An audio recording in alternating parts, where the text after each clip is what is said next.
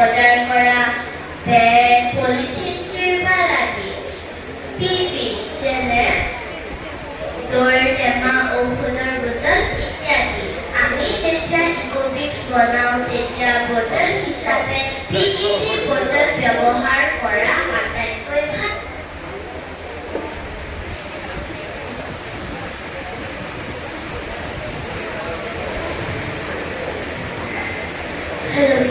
তাৰ ভিতৰত ভৰাবলৈ LDPE অৰ্থাৎ প্লাষ্টিক চিপছ বিস্কিট আদিৰ পেকেটবোৰ ব্যৱহাৰ কৰিব লাগে। এতিয়া আমি এটা ইকোব্ৰিক্স কেনেকৈ বনাওঁ তাৰে থুলমূল প্ৰক্ৰিয়া আপোনালোকৰ সন্মুখত আগবঢ়াব লৈছোঁ।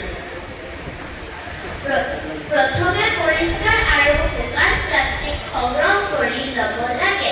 দ্বিতীয়তে সেই প্লাষ্টিকখিনি কাটি সৰু সৰু টুকুৰা কৰি বটলটোৰ ভিতৰত খুব মজবুতকৈ ভৰাব লাগে।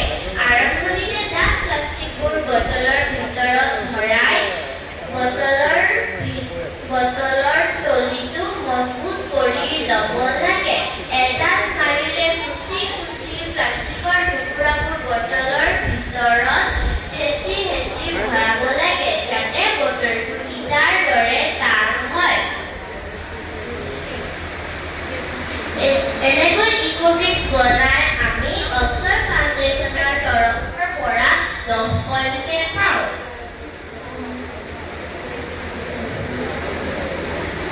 এনেকৈ ইকোব্ৰিক্স বনাই